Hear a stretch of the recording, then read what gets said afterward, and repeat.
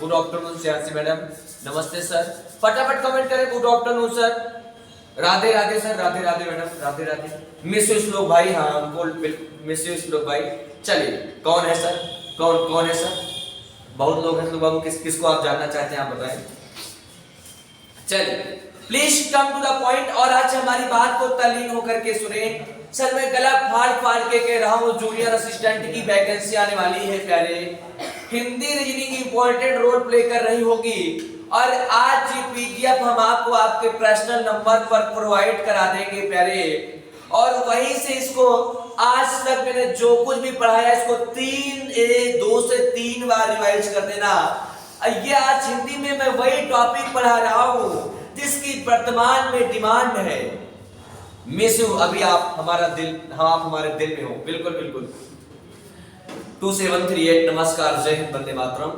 आप हमारे दिल में हैं और आप भी हमारे दिल में हैं। चलिए मैं ये मान करके चलता हूँ। गुड आफ्टरनून मेरी प्यारी मैडम गीता मैडम, उत्तराखंड की पवित्र पावन भूमि से तेजस क्लासेस की ऑनलाइन प्लेटफॉर्म में आपका स्वागत है। सब तैयार हो गया है सर? हाँ, समझिएगा थोड़ा सा हमारी बात को, हमारी बात पर गौर फरमाइएगा और ध्यान से सुनिएगा जनाब। आजकल हम वही टॉपिक पढ़ा रहे हैं, आजकल हम वही टॉपिक पढ़ा रहे हैं, हिंदी साहित्य पर चर्चा कर रहे हैं, हिंदी लिटरेचर पर हम डिस्कशन कर रहे हैं, क्योंकि वर्तमान परीक्षा की ये डिमांड हो चुकी है, ये डिमांड बन चुकी है, ये डिमांड है कि हिंदी साहित्य को टारगेट किया जाना चाहिए। और साथियों ये मान करके चले हमारा टारगेट है 100 in 100। चलिए थोड़ा सा वाव टॉपिक है और आज हम थोड़ा सा फास्ट पढ़ाने वाले हैं ताकि कल से एक नया टॉपिक पढ़ाएं। एक बार कमेंट बॉक्स में प्यारे पिन कर दें, क्या सब कुछ क्लियर है? कमेंट बॉक्स में पिन कर दीजिए, क्या सब कुछ क्लियर है? कमेंट बॉक्स में पिन कर दीजिए। और आज जिन लोगों की फीस नहीं जमा प्यारे, फीस जमा कर दें वरना पाठक सर रिमूव कर देंगे। कार्यवाही उन्होंने शुरू कर दी है, काट छांट शुरू कर दिया है उन्होंने, रसीद में काट छांट शुरू कर दिया है। All clear? Okay, all clear. चल तो मेरे प्यारे प्यारे साथियों, आज की इस क्लास में हम कवि और उसके उपनाम को ही निरंतरता प्रदान कर रहे होंगे। बिंदु पर ध्यान दीजिएगा, अब ये सिलसिला रुकेगा नहीं, थमेगा नहीं, बढ़ेंगे हम कदम दर कदम आगे बढ़ेंगे, बढ़ेंगे हम कदम दर कदम आगे बढ़ेंगे। जैसा कि आपको जानकर आश्चर्य नहीं होना चाहिए, आजकल हम हिंदी के बहुत ही शानदार टॉपिक पर हम चर्चा कर रहे हैं, शानदार टॉपिक पर चर्चा कर रहे हैं। टॉपिक का नाम है प्यारे प्रमुख कवि एवं उनके उपनाम। ये हिंदी है। चल प्रमुख कवि उसके उपनाम, सब लोग फटाफट उन लोगों को इन्फॉर्म करें। क्लास स्टार्ट हो चुकी है, क्लास स्टार्ट हो चुकी है। चलिए क्या सेशन को स्टार्ट कर दिया जाना चाहिए? कमेंट बॉक्स में एस और नो पिन कर दें। क्या सेशन को स्टार्ट कर दिया जाना चाहिए? आप सिर्फ हमारी बात को तल्लीन होकर के ध्यान से सुनते रहें, आपको सब याद हो जाएगा और इसकी पीडीएफ में प्रोवाइड कराऊंगा। आप ये जो भी फॉर्म है आप उसको अप्लाई करें, वो आप उसको अप्लाई करें। आपकी सफलता तक आपको पहुंचाना हमारी नैतिक जिम्मेदारी है। चलिए प्लीज कम द पॉइंट। देखिएगा एक क्वेश्चन पूछा जाएगा एग्जाम में कि प्रकृति का उपासक किस कवि को कहा जाता है? तो श्रीधर पाठक को प्रकृति का उपासक कवि कहा जाता है। घर में भी हमारे साथ ऐसे बोलते रहे। अगर ऑफलाइन होता तो आपको मालूम है ना, हम बिल्कुल आपके अरे नालायक, मोबाइल का कैमरा बहुत गंदे तरीके से लग रहा है सर। चलिए एक बार लाइट जलाओ, चेक करें। गंदा, आज मास्टर भी बात, तुमको हम लाल करिया दिख रहे होंगे, जैसे लगता है गंजी नहीं होती है। अब क्लियर है? अब क्लियर है क्या? जरा बताएं, अब क्लियर है? अब बताएं जरा, क्लियर है? क्लियर है क्या? आप बताएं। ब्राइटनेस बहुत ज्यादा आपको लग रहा होगा, क्लियर है क्या? बोले एक बार कमेंट बॉक्स में पिन करें, क्लियर है क्या? एस और no? No sir, no sir. उसको छोड़ो जरा, दरवाजा हल्का सा खोलो।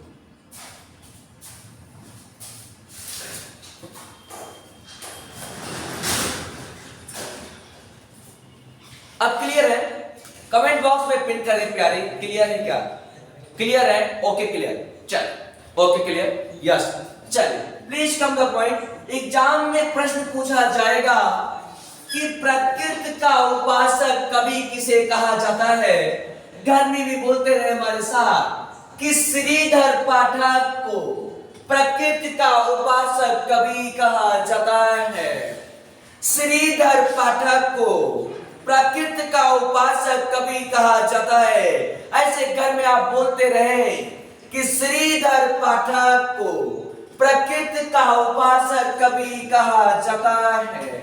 अगला क्वेश्चन स्क्रीन पर डांस कर रहा है कि जगन्नाथ दास को रत्नाकर कहा जाता है। ये एग्जामिनर का फेवरेट सवाल है, बार बार एग्जाम में पूछा जाने वाला क्वेश्चन है कि रत्नाकर नाम से किस कवि को जाना जाता है? तो इस कवि का नाम है जगन्नाथ दास रत्नाकर। ये ट्रिक हम बाद में बताएंगे। जब किसी के पापा खत्म हो जाते हैं तो चारों धाम की वो यात्रा करता है, जिसे आप कहते हैं गया करने जा रहे हैं। तो एक धाम है जगन्नाथ धाम, जगन्नाथ। और जब जगन्नाथ जाते हैं तो साथियों वहीं पर उनको ढेर सारे रत्न मिलते हैं, ढेर सारे रत्न मिलते हैं। जगन्नाथ जाकर आप जब जगन्नाथ जाएंगे तो ढेर सारे रत्न मिलते हैं। बस आप बोलते रहे, मेरे साथ याद हो जाएगा कि जगन्नाथ दास को रत्नाकर कवि के नाम से जाना जाता है। तुलसीदास, इस तुलसीदास को आप भूलिएगा नहीं, वरना ये पढ़ा चुके हैं क्या? ये हम पढ़ा चुके हैं शायद, एक बार लेकिन इसको रिपीट कर दे रहा हूं। तुलसीदास के अन्य नाम देखिए, ये वही तुलसीदास है जो बाबा गोस्वामी तुलसीदास हैं, जिन्होंने रामचरितमानस लिखी है, जिन्होंने रामचरितमानस लिखी है। ये वही बाबा गोस्वामी तुलसीदास हैं जो लिखते हैं कि अजर अमर गुण नित सुत हो, अकरहु बहुत रघुनायक छोहु। ये वही तुलसीदास है जो ये सब लिखते हैं कि आशुतोष तुम औढ़ दानी, आरती हरहु दीन जन जानी। तो तुलसीदास को कवि शिरोमणि कहा जाता है, यानी ये कवियों में शिरोमणि है, इन्हें लोक नायक कहा जाता है। तुलसीदास को मानस का हंस अमृतलाल नागर ने कहा है। रूपक अलंकार का बादशाह तुलसीदास को कहा जाता है। उत्प्रेक्षाओं का बादशाह यानी प्रेक्षा अलंकार का, लोक मंगल की साधना का कवि इन्हें आचार्य रामचंद्र शुक्ल ने कहा था।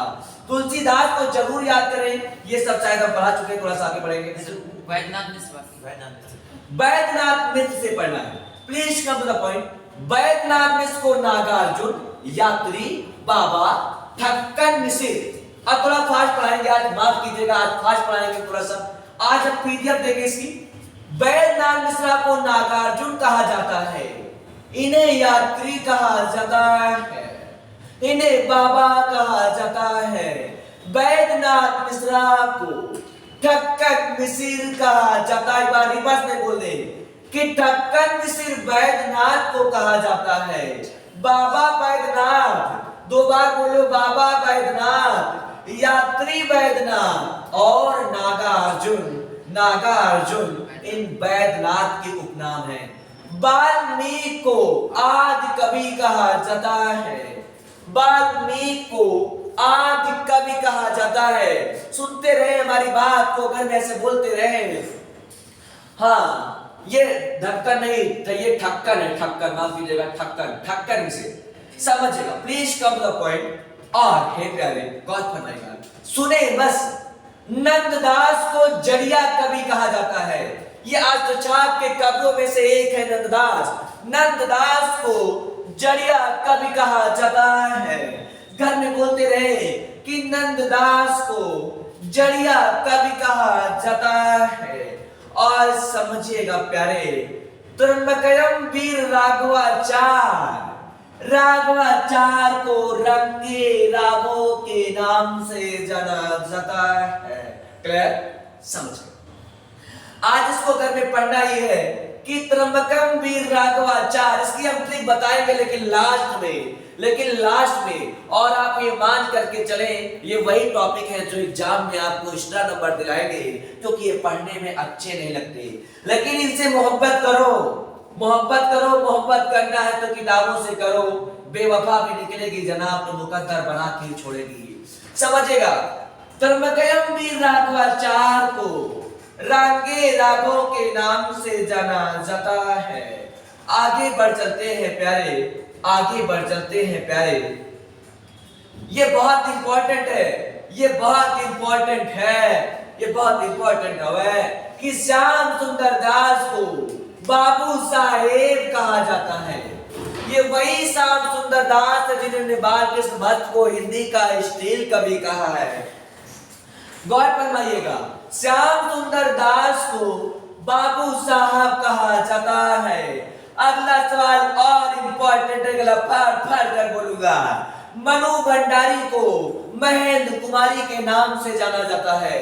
घर में बोलते रहे कि मनु भंडारी को महेंद्र कुमारी के नाम से जाना जाता है। जैनेन्द्र को ऑफलाइन क्लास में होते तो आपको पता है, आज हम इस पर थोड़ा फोकस कम करना चाहते हैं, इसको हम जल्दी से निकालना चाहते हैं। ज्ञानेंद्र को आनंदी लाल, घर पे बोलो कि ज्ञानेंद्र को आनंदी लाल कहा जाता है। और अंबिका दत्त को व्यास कवि कहा जाता है। ये बहुत इंपॉर्टेंट है कि अंबिका दत्त को व्यास कवि कहा जाता है। अब ये बहुत ही शानदार इंपॉर्टेंट है, गौर फरमाइएगा। हेमचंद्र को प्राकृत का पाणिनि और कलिकाल सर्वज्ञ कवि कहा जाता है। याद रखिए, हेमचंद्र को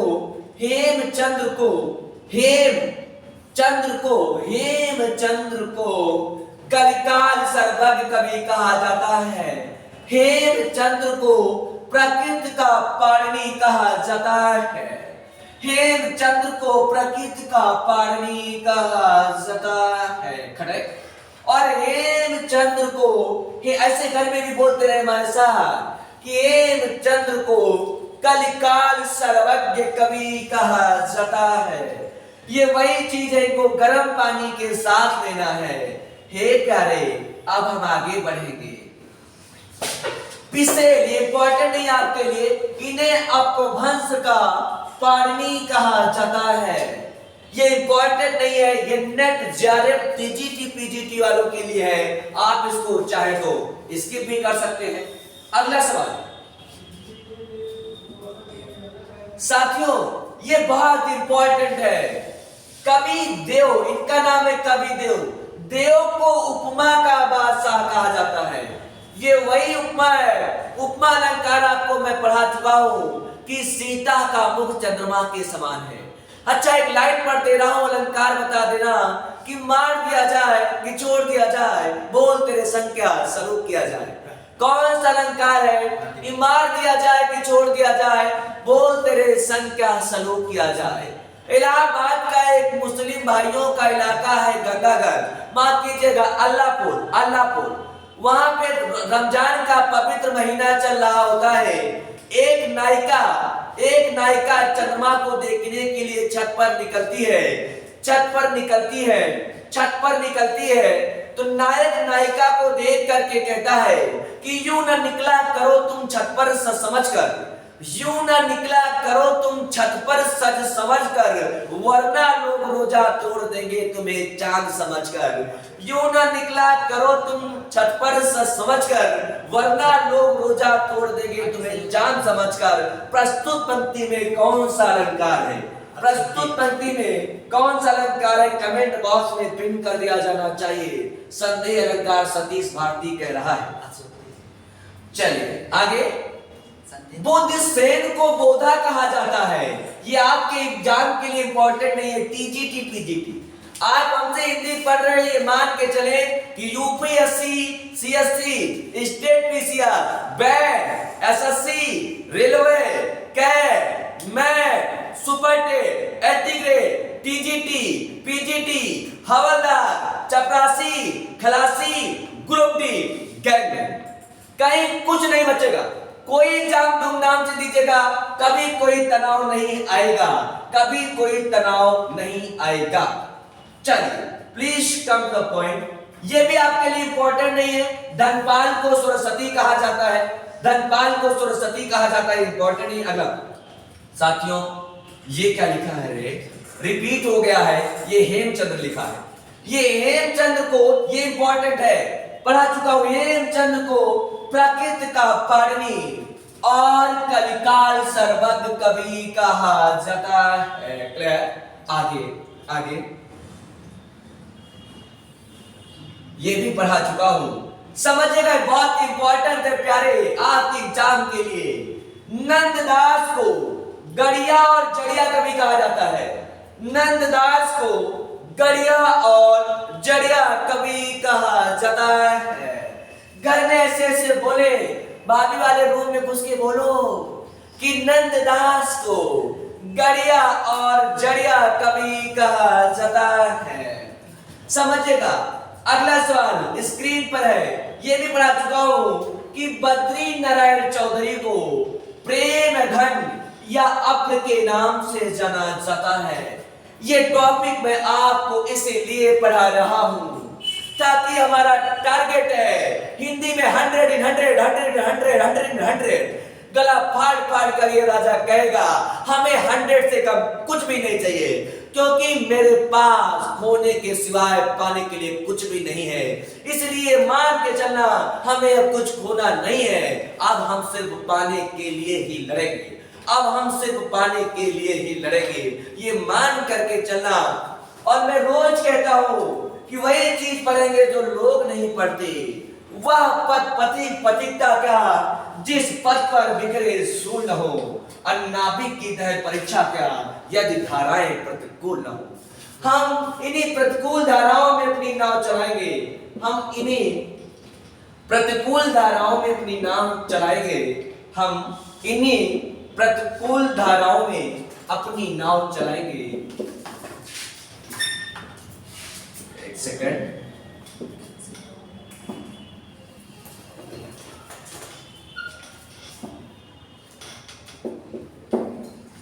चलिए please come to the point. आगे देखिएगा, बाल मुकुंद गुप्त को शिव शंभु कहा जाता है। ये वही शिव शंभु है, शंभु।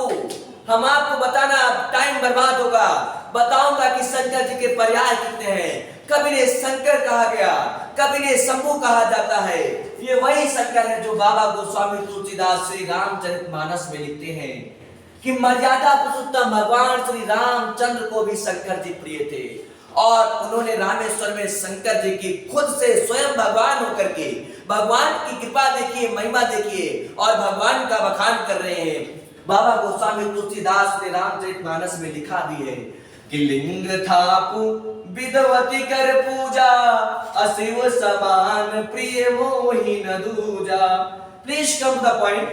माखनलाल चतुर्वेदी को एक भारतीय आत्मा कहा जाता है। सवाल बहुत इंपॉर्टेंट है, और ये मान के चलना भारत की हर आत्मा चाहती है कि खाने पीने के लिए माखन नहीं मिले। समझ पा रहे हैं? तो माखनलाल चतुर्वेदी को एक भारतीय आत्मा कहा जाता है। माखनलाल चतुर्वेदी को ये सवाल हमसे एमए के वाइवा एग्जाम में पूछा गया था कि ऐसे 3 कवियों के नाम बताओ। मास्टर हमसे पूछ रहा था, उसे ये नहीं मालूम कि मास्टर से सवाल पूछ रहा है। वो हमसे सवाल पूछा था एमए के एग्जाम में, वाइवा ने रहा था, पूछा था ऐसे 3 कवियों के नाम बताओ जिनकी कविताएं राष्ट्र भावना से ओतप्रोत है। हमने कहा 3 नहीं मास्टर साहब, कहो तो हम 5 बताएं। उनमें से एक माखनलाल चतुर्वेदी है। Please come to the point. तो माखनलाल चतुर्वेदी को एक भारतीय आत्मा कहा जाता है। इसकी ट्रिक हम सब बाद में बताएंगे। अगला सवाल स्क्रीन पर, आज थोड़ा फास्ट पढ़ाऊंगा। आज इसको हम खत्म करके कल हिंदी में फिर एक नए टॉपिक की शुरुआत करूंगा। बालकृष्ण शर्मा को नवीन कहा जाता है, उतना इंपॉर्टेंट नहीं है, मैं बताऊंगा जहां आपको पढ़ना है। कृष्णदेव प्रसाद गौड़ को बेढप बनारसी, ये टीजीटी का सवाल है कि बेढप बनारसी किसे कहा जाता है, तो कृष्णदेव प्रसाद गौड़ को बेढप बनारसी कहा जाता है। सुनते रहे हमारी बात को, जिन्होंने हमको सुना नहीं वो पछताएंगे और बोलेंगे काश हम भी राजा सर की बात सुन लिए होते। तो जीवन में पछतावा ना हो, नहीं यही कहोगे कि ना खुदा के रहे ना विसारे सनम, ना इधर के रहे ना उधर के रहे। शिव प्रसाद सिंह को सितारे हिंद कहा जाता है। बद्री नारायण भट्ट को सुदर्शन नाम से जाना जाता है। ये बहुत इंपॉर्टेंट है, इसको गला फाड़ फाड़ कर बोलूंगा कि जगदम्बा प्रसाद मिश्र को हितैषी कवि कहा जाता है। जगदम्बा प्रसाद मिश्र को, आज ऑफलाइन क्लास का आनंद बहुत लोग ले रहे हैं, जगदम्बा प्रसाद मिश्र को हितैषी कवि कहा जाता है, जबकि केदारनाथ मिश्र को प्रभात कवि के नाम से जाना जाता है। समझेगा। अगला सवाल बहुत इंपॉर्टेंट है। शिवपूजन सहाय को क्या कहा जाता है? शिवपूजन सहाय को शिव कहा जाता है। शिवपूजन सहाय को भाषा का जादूगर, गौर फरमाइएगा, कलम का मजदूर मुंशी प्रेमचंद्र को कहा जाता है। कलम का सिपाही मुंशी प्रेमचंद्र को कहा जाता है, जबकि कलम का जादूगर रामवृक्ष बेनीपुरी को कहा जाता है। और समझिएगा, भाषा का जादूगर, तीनों सवाल में मायूस अंतर है। मजदूर का, कलम का मजदूर मुंशी प्रेमचंद को कहा जाता है, जिनका वास्तविक नाम है धनपत राय। और कलम का सिपाही मुंशी प्रेमचंद को कहा जाता है। कलम का जादूगर रामवृक्ष बेनीपुरी को कहा जाता है, जबकि भाषा का जादूगर शिवपूजन सहाय को कहा जाता है। शिवपूजन सहाय को कहा जाता है। आगे बढ़ चले। ये सिलीमुख, रामकृष्ण शुक्ल को सिलीमुख कहा जाता है, इंपॉर्टेंट नहीं है। भवानी प्रसाद मिश्र को माधव कहा जाता है, इंपॉर्टेंट नहीं है। फिर अगला सवाल इंपॉर्टेंट आपके एग्जाम के लिए। सुमंगल सिंह को सुमन, विभ्राट और वासना का कवि। सुमंगल सिंह सुमन जो है वो गर्लफ्रेंड और बॉयफ्रेंड से रिलेटेड कुछ कविता बहुत लिखे हैं, समझ पा रहे हैं, जिसे नायक नायिका कहते हैं। वो लोग कह रहे सुना दीजिए, आज मन नहीं है क्योंकि आज इसको खत्म करने की कोशिश है। तो ऐसी कविता सुमंगल सिंह समझ रहे थे कि आगे आने वाली चीजों में क्या होगा, तो बहुत होशियार आदमी थे, पहले से कुछ छाप दी। तो सुमंगल सिंह सुमन, सुमंगल सिंह का पूरा नाम ये सुमंगल सिंह सुमन, सुमन इनकी उपाधि है। इन्हें विभ्राट और वासना का कवि कहा जाता है। आगे, हजारी प्रसाद द्विवेदी को 20वीं सदी का बाणभट्ट, ये इंपॉर्टेंट है। हजारी प्रसाद द्विवेदी, इन्हें भूल न जाना। हजारी प्रसाद द्विवेदी को 20वीं सदी का बाणभट्ट। और हे प्यारे, मैं ये मान के चल रहा हूं, जब मैं आपको ये पीडीएफ प्रोवाइड कराऊंगा तो आप एक बार पढ़ेंगे। और हिंदी में हिंदी, हमको सलेक्शन से कम कहीं कुछ भी नहीं चाहिए, ये आप मान करके चलना। 5 साल बर्बाद ना कर दो औरों के चक्कर में, और ये मान करके चलना कि पढ़ाई गंभीर विषय है। कृपया आवारों पे छोड़ ना देना, कृपया आवारों पे छोड़ ना देना। बहुत आवारे मिलेंगे तुमको पढ़ने के लिए और पढ़ाने के लिए भी, लेकिन ये बात पिन कर लेना कि झूठी नकली तत्वों से सावधान रहें और माल कृपया होलोग्राम देख कर खरीदें। पढ़ाई गंभीर विषय है, ये मेरी लाइन, इसको पिन कर लेना कि पढ़ाई गंभीर विषय है। कृपया आवारों पे छोड़ न देना, कृपया आवारों पे छोड़ न देना। Please come to the point. Hazari Prasad Dwivedi को 20वीं सदी का बाणभट्ट, इन्हें वैद्यनाथ द्विवेदी और व्योमेश कवि कहा जाता है। हम हिंदी में वही पढ़ा रहे हैं जो आपको भीड़ से अलग करेगा। ये हम नहीं पढ़ा रहे हैं गंगोदर में कौन सा समास होगा। चलिए please come to the point. ये देखिएगा स्क्रीन पर अगला सवाल बता चुके हैं। ये इनका पूरा नाम है हरिवंश राय बच्चन। ये अमिताभ बच्चन के पापा हैं। इलाहाबाद में रहा करते थे।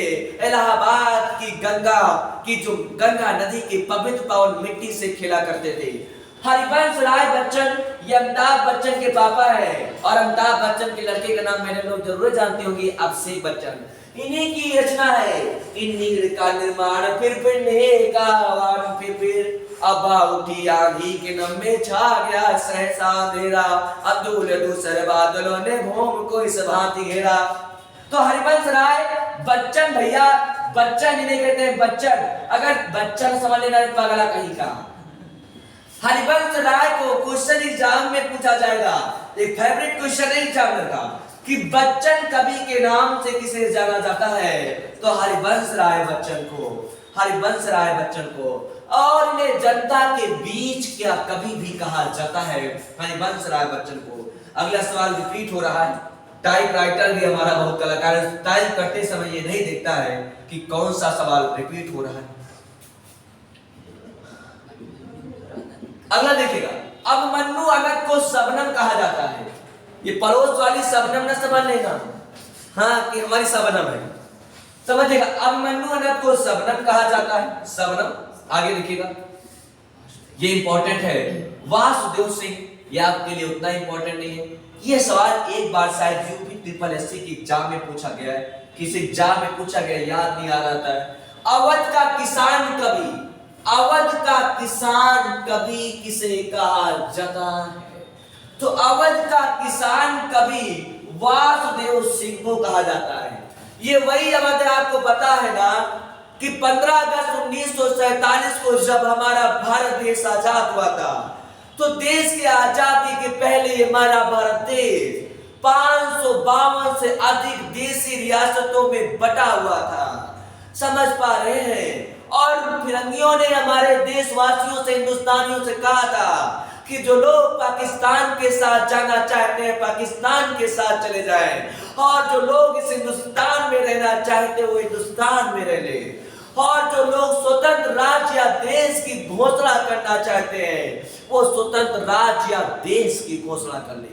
सारे नवाब मान गए, सारे रियासतें मान गई, लेकिन वो 3 रियासतें ऐसी थी जो तो ना पाकिस्तान के साथ गई और जो स्वतंत्र राज्य की घोषणा कर रही थी और भारत में मिलना नहीं चाहती थी। हाँ, जिन्ना ने विद्रोह किया था सर, बिल्कुल बिल्कुल इसको बाबू, वही बोतल में बंधा जिन्न आगे चल के जिन्न बन करके निकल गया। बोतल में बंधा जिन्ना आगे चल के जिन्न बन गया।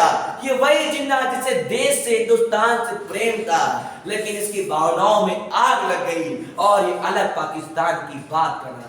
और आपको जानकारी आश्चर्य नहीं होना चाहिए कि मॉडर्न हिस्ट्री की मैं बात कर रहा हूं, यही जिन्ना जो पाकिस्तान के लिए मरता रहा, पाकिस्तान का प्रधानमंत्री भी नहीं बन सका, प्रधानमंत्री बना तो लियाकत अली। इतिहासकार कहते हैं कि ये जिन्ना रोड पे मर रहा था। ये वही जिन्ना है जिसके इलाज के लिए पाकिस्तान वाले सुविधा नहीं मुहैया कर पाए, एम्बुलेंस रोड पे खड़ी रह गई। ये वही जिन्ना है, इसे अपनी करने का परिणाम मिल रहा था। हिस्ट्री पे बात नहीं करना चाहता हूं वरना क्लास गर्मी हो जाएगी, हम बोलेंगे तो चुप नहीं होंगे। चलिए प्लीज कम द पॉइंट, जरा बताते हो कौन सी ऐसी 3 रियासतें थी जो भारत में मिलने से इनकार कर रही थी, कमेंट बॉक्स में पिन कर दें। चलिए please come the point. Gajanan Madhav को मुक्ति बोध कहा जाता है और इंपॉर्टेंट है, इन्हें भयानक खबरों का कवि कहा जाता है। ये सवाल बहुत रिपीट हो रहे हैं यार। चलिए पढ़ा चुका हूं। भवानी प्रसाद मिश्र, थोड़ा फास्ट पढ़ाएंगे, कर भी पढ़ना। भवानी प्रसाद मिश्र को बाल मोहन, सहजता का कवि और कविता का गांधी, कविता का गांधी जेके। हाँ, रितु बहन कमेंट कर रही हैं, याद है तुमको? रितु बहन कह रही है जम्मू कश्मीर, जूनागढ़ और हैदराबाद। सही बता रही हैं, बहुत सही, बहुत सही। चलिए बहुत बढ़िया, शानदार। ये 3 रियासतें जम्मू कश्मीर, जूनागढ़ और हैदराबाद। गजानन माधव को मुक्ति बोध, भयानक खबरों का कवि कहा जाता है। थोड़ा सा उबाऊ टॉपिक तो है ही है, 7 मिनट बताएंगे तो ज्यादा लंबा जाएगा। आगे ये रिपीट हो चुका है, ये हम बता चुके हैं। ये बहुत सवाल है। रामविलास क्या होता है पागला कहीं का? ये है रामविलास शर्मा। रामविलास शर्मा को अगिया बैताल कहा जाता है। रामविलास शर्मा को अगिया बैताल और निरंजन कवि कहा जाता है। रामविलास शर्मा को घर में मिरर के सामने खड़े होकर दो बार बोलना कि राम विलास शर्मा को अगिया बैताल कहा जाता है। अगिया बैताल, गणित नहीं पढ़ा रहे रे पगला, ये थोड़ी ना हम कह रहे हैं कि सिद्ध करो कि वित्त के क्रेन से जीवा पर डाला गया लंग जीवा को समद्विभाजित करता है। ये हम नहीं पढ़ा रहे हैं कि सिद्ध करो कि अर्धवृत्त में स्थित कोण समकोण होता है। चलिए please come to the point. कुछ लोग सोचते होंगे सर आपको सब आता है तो नौकरियां काहे के लिए नहीं कर रहे हैं? अरे पागल कहीं का, हमको समझने में बहुत टाइम लग जाएगा।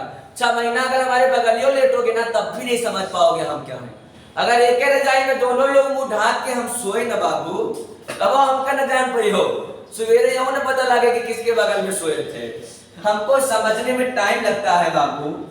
चलिए please come to the point. सब कुछ नहीं आता है, हम बहुत आम आदमी, ऐसे रोड छाप आदमी, कहीं खा लेते हैं भूसाइला में सो जाते हैं क्योंकि ठंडी भूसाइला गर्म होता है। अगला सवाल please come to the point, थोड़ा सा फास्ट। ये रहा, नारायण प्रसाद को बेताब कहा जाता है। नाथूराम शर्मा, इन्हें शंकर कविता, कामनी कांत, भारतेंदु, प्रेंगेंदु, साई सुधाकर इंपॉर्टेंट नहीं है। गिरजा कुमार माथुर को इंद्रिय के कवि, ये इंपॉर्टेंट नहीं। मन्नू कुमारी इंपॉर्टेंट है। मन्नू कुमारी माफ कीजिएगा, इस बार रिवर्स में हो गया है। मन्नू भंडारी और महेंद्र कुमारी, ये इंपॉर्टेंट है, ये इंपॉर्टेंट है। ये आगे, ये बहुत इंपॉर्टेंट है, बहुत इनका नाम रट लेना आप लोग कि दत्तात्रेय बालकृष्ण कालेलकर। दत्तात्रेय, पहले किसी चीज को तोड़ दो फिर उठा के छोड़ दो। दत्तात्रेय बालकृष्ण कालेलकर को काका कालेलकर के नाम से जाना जाता है। क्लियर? एक बार वापस से सुनिएगा, एक बार वापस से सुनिएगा, गौर फरमाइएगा साथियों। दत्तात्रेय बालकृष्ण कालेलकर को काका कालेलकर के नाम से जाना जाता है। ये वही काका कालेलकर है कि झाड़ी से बाल कचालू से गाल, अटारी के पेड़ से जो सींच जाए जामा, अटायर सोल के चप्पल पाँव में, अबूसट पे पहने हैं ढील सा पैजामा। बात कर रही जैसे लेक्चर दियत है, बात कर रही जैसे लेक्चर दियत है, अब जानो न जाने फुल स्टॉप कामा। बात कर रही जैसे लेक्चर दियत है, जानो न जाने फुल स्टॉप कामा। अब खूब पका पक बीड़ी पियत है, बतावत अपन नाम सुदामा। चलिए ये वही काका कालेलकर है। तो दत्तात्रेय बालकृष्ण कालेलकर को काका कालेलकर के नाम से जाना जाता है। अगला, आज थोड़ा सा फास्ट, आज का मजा आ रहा होगा, हम समझ रहे हैं लेकिन हमको इसको खत्म करना है। आनंदीलाल को जैन और उत्तर भारत का शरत चंद्र कहा जाता है, इंपॉर्टेंट नहीं है। श्री राम वर्मा को अमरकांत, जो इंपॉर्टेंट है इसको मैं एक बार पढ़ूंगा, हमें पता है कौन से एग्जाम में पूछा जाएगा। कुमार विमल इंपॉर्टेंट है, इन्हें धूमधर्मी कविताओं का कवि कहा जाता है। ये धूमधाम वाले कवि हैं जो हम कहते हैं धूमधाम तो पढ़ो, तनाव लेना नहीं, समझिएगा। कुमार विमल को धूमधर्मी कविताओं का कवि कहा जाता है, ये इंपॉर्टेंट है। हाँ वैष्णव बाबू हास रस है, समझिएगा। कुमार विमल को धूमधर्मी कविताओं का कवि कहा जाता है। अगला, ये तो बहुत इंपॉर्टेंट है। सच्चिदानंद हीरानंद वात्स्यायन अज्ञेय का पूरा नाम, सच्चिदानंद हीरानंद वात्स्यायन, इनको अज्ञेय कहा जाता है। कुट्टी चाटक और कठिन गद्य का प्रेम, कठिन गद्य का प्रेम सच्चिदानंद हीरानंद वात्स्यायन को कहा जाता है, जबकि कठिन काव्य का प्रेम केशव दास को कहा जाता है। गौर फरमाइएगा, दोनों में मामूली सा अंतर है। कठिन काव्य का प्रेम केशव दास को कहा जाता है क्योंकि इन्होंने अपनी रचनाओं में खूब अलंकार का प्रयोग किया है और ढेर सारी बातें हैं। कठिन काव्य का प्रेम केशव दास को कहा जाता है, जबकि कठिन गद्य के प्रेम सच्चिदानंद हीरानंद वात्स्यायन अज्ञेय को कहा जाता है। आगे बढ़ चलते हैं, चलिए साथियों, अब मैं तुमको कुछ एक्स्ट्रा चीज बताऊंगा और हमारी बात को सुने तो आगे इस पे बात करूंगा। अभी जाते जाते कुछ आप तनाव न ले, मैं सारी रचना बता डालूंगा, कुछ नहीं बचेगा। ऐसे ऐसी भयंकर ट्रिक बताऊंगा, कहीं पैदा होने वाली औलाद पूछेगी कि किससे पढ़ के आओ, तुम कहोगे कि 2022 में पतली कमर का एक लौंडा आता था, बहुत खतरनाक पढ़ाता था। और जो लोग हमसे पुराने विद्यार्थी हैं वो जानते हैं हमारे बारे में, कुछ बताने का जरूरत है ना बाबू। साथियों गौर फरमाइएगा और ध्यान से सुनिएगा, हम तो वही है, आपको पता है ना, कुछ भी चले। जरा कितने लोग जुड़े, एक बार कमेंट बॉक्स में यस प्रिंट कर दे, कमेंट बॉक्स में यस प्रिंट कर दे। जरा कितने लोग जुड़े हैं कमेंट बॉक्स में एस प्रिंट कर दे। रितु मैडम यस, मेरी प्यारी Shivani madam yes yes yes, Aastha madam जय श्री राम यस, श्लोक यादव यस, मेरी प्यारी Shivani madam yes yes yes yes, Abhishek बाबू यस। बाकी आज ऑफलाइन लोग ले 6-7 लोग 5 लोग अपना आनंद ले रहे हैं, कुछ लोग पेपर चल यस चले, सतीश बात यस। सर हमारी बात को आज मैं थोड़ा सा कुछ आपसे एक्स्ट्रा बात करना चाहूंगा प्यारे, थोड़ा हमारी बात को तल्लीन होकर के। जो ये सोचते हैं कि अभी तो मैंने तैयारी शुरुआत की है, अभी हम आगे चल के पढ़ेंगे, तो ये मान करके चलना जो कल की बात करते हैं उनका कुछ नहीं होने वाला है। क्योंकि ऐसे नहीं कहते कि आज करे कल करे सो आज करे, आज करे सो अब पल में परलय होगी बहुरी करोगे का। उठाओ, और हम कहते हैं ना कि कठिन चीज करोगे तो तकलीफ तो होगी, सफर में धूप तो होगी, चल सको तो चलो, अब किसी के वास्ते राहें कहां बदलती हैं, निकल सको तो चलो। अपनी सोच को बदलो और तल्लीन होकर के पढ़ो। मैं यही कहता हूं, सबको देखा बार बार, हमको देखो एक बार हमारे बताए हुए रास्ते पे चलो। ये राजा आपको भरोसा दिला रहा है, कभी कुछ गड़बड़ नहीं होगा और बहुत कुछ कम समय में बहुत कुछ प्राप्त कर जाओ, ये मान करके चलना। थोड़ा सा हमारी बात को समझने की कोशिश करें। आज इसकी पीडीएफ हम आपको प्रोवाइड कराएंगे और घर में एक बार पढ़ना और उसकी हम ट्रिक भी आपको बताएंगे। आज कुछ मैं आपको एक्स्ट्रा चीज बताना चाह रहा हूं, थोड़ा सा हमारी बात को समझें। जरा हिंदी में कमेंट कर दें कि तुमको कठिन क्या लगता है, हिंदी में कमेंट कर दें कि कौन सी चीज तुमको बहुत ज्यादा कठिन लगती है, कमेंट बॉक्स में पिन कर दें। आपसे जानना चाहते हैं क्या कठिन लगता है। जो हमारा विद्यार्थी है उसको तो कुछ ना कठिन लगता होगा, जरा कठिन वाला बताएं कि इस चीज में बड़ी दिक्कत है, बताएं, जरा देख तो पाए, हम देख तो सकें आपको कि क्या कठिन है। कोई नहीं आगे आ रहा है, अरे कुछ तो बताओ सर जी, इसका ट्रिक कब बताएंगे आप, बहुत जल्दी आगे। कोई और कुछ हिंदी में कठिन नहीं है, सब सरल लगता है ना, कुछ ना कमेंट करेगा, सब सरल लगता है ना।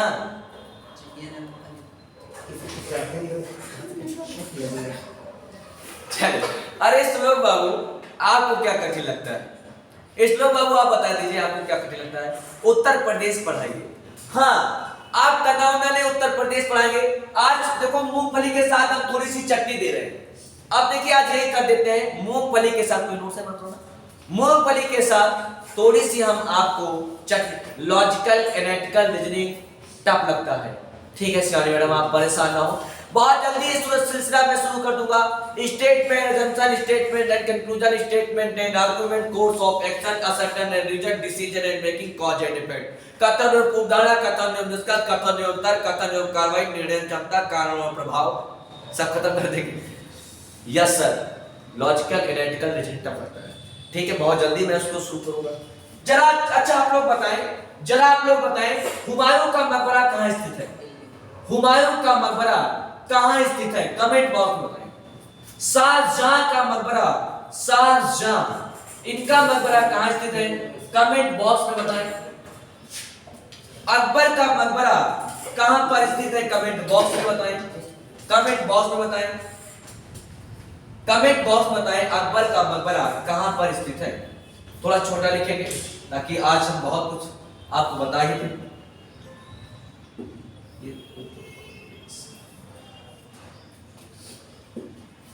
चल एक बार बताएं, जरा एक बार बताएं, हुमायूं का मकबरा, हाँ कर लो गूगल चट्टा कहीं का, हुमायूं का मकबरा कहां पर स्थित है, हुमायूं का मकबरा कहां पर स्थित है, हुमायूं का, हाँ आस्था मैडम, हुमायूं का मकबरा दिल्ली में है। चलिए, शाहजहां का मकबरा कहां स्थित है? शाहजहां का मकबरा कहां पर स्थित है? शाहजहां का मकबरा कहां पर स्थित है? अकबर का मकबरा कहां पर स्थित है? औरंगजेब का मकबरा कहां पर स्थित है? औरंगजेब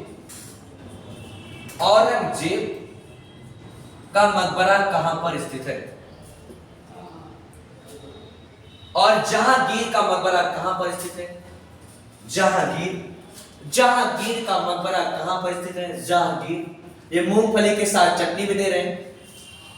भूल गए सर? चलिए, भूल गए तो कोई बात नहीं ना, भूलने के हमारे पास एक गोली है, गोल गोल है, एक बार आप खाइए सब याद रहेगा। देखिएगा हुमायूं में तरीका देखिएगा प्यारे, हुमायूं में एक शब्द आया है मां और मां। हुमायूं में एक शब्द आया है मां, और मां का सबसे बड़ा क्या होता है? दिल। तो मां का सबसे बड़ा होता है दिल यानी दिल्ली। तो हुमायूं का मकबरा कहां पर स्थित है? दिल्ली। मां का सबसे बड़ा होता है दिल, इसलिए हुमायूं का मकबरा मां का दिल, तो हुमायूं का दिल्ली। शाहजहां का मकबरा कहां स्थित है? और एक बार बताएं, से और एक लिख दे रहा हूं, शेर शाह का मकबरा कहां पर स्थित है? शाहजहां का अगर नहीं बता पा रहे हैं तो आपके लिए दुख की बात है, आपको 5 साल और जीएस पढ़ने की जरूरत है। हाँ देखिएगा, अकबर का जो मकबरा है, सर जीत लिया सर आप तो दिल। अरे सर, अकबर का मकबरा सिकंदराबाद में स्थित है। सिकंदराबाद, ये एग्जैक्टली आंसर बता रहा हूं, सिकंदराबाद। इसको ऐसे याद करके रखें, जो अकबर था ना वो भी सिकंदर जैसा महान था। अकबर भी सिकंदर जैसा महान था। और औरंगजेब में एक शब्द आया है जेब। जेब में क्या रखा जाता है? पैसा रुपया। पैसा रुपया मतलब दौलत, दौलत से हो जाएगा दौलत। समझ पा रहे?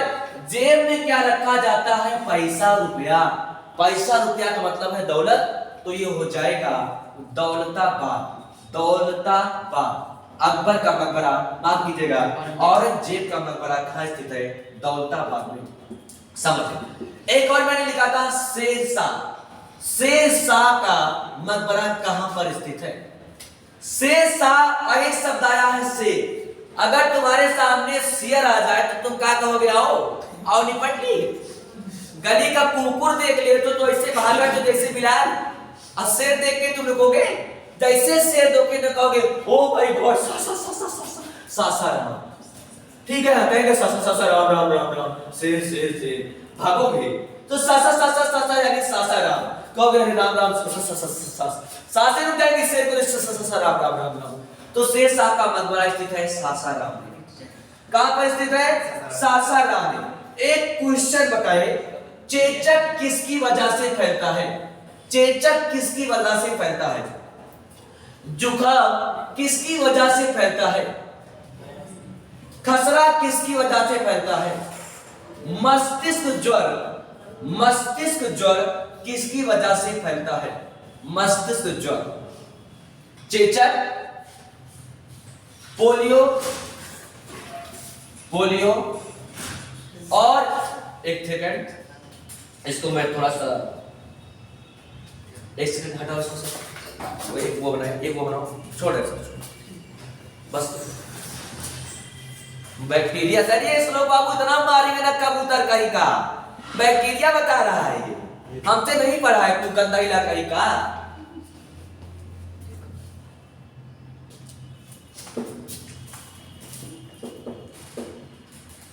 Please come the point, black पे पॉइंट देखिएगा।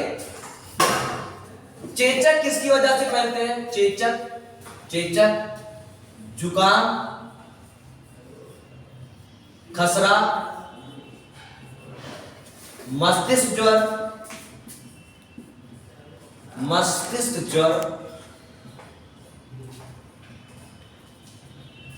पोलियो,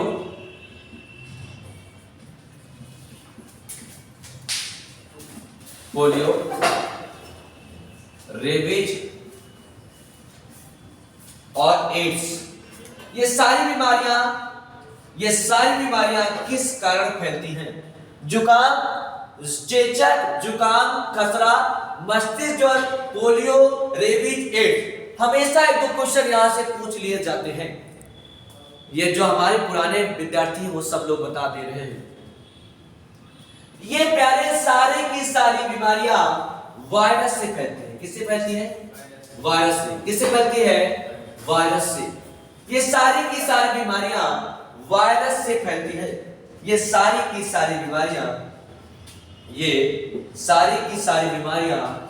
वायरस से फैलती हैं। ये सारी की सारी बीमारियां वायरस से फैलती हैं। वायरस। ये सारी की सारी बीमारियां वायरस से फैलती हैं। वायरस। तरीका देखो, हमेशा याद रहेगा। कैसे? थोड़ा सा समझे। वायरस का मतलब क्या है? वायरस में एक शब्द लिखा हुआ है प्यारे, वाय। अब वाय को थोड़ी देर के लिए बना दो भाई। जब आप कहेंगे अब वायरस तो तुम समझ जाना वायरस। क्योंकि वायरस कोई थोड़ी ना बीमारी होती है। वायरस कोई संक्रमक नहीं होता है, समझेगा। जब हम कहेंगे वाय तो तुम समझ जाना भाई, वाय को भाई समझ जाना। तो वाय को भाई। जब हम कहेंगे वायरस, तो भाई का मतलब क्या होता है?